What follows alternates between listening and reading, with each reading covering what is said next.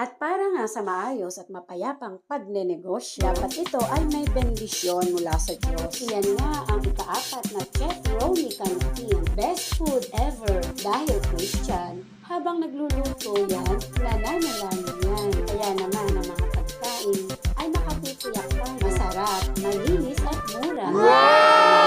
Isang mahalagang paalala bago kumain, tayong magdasal muna.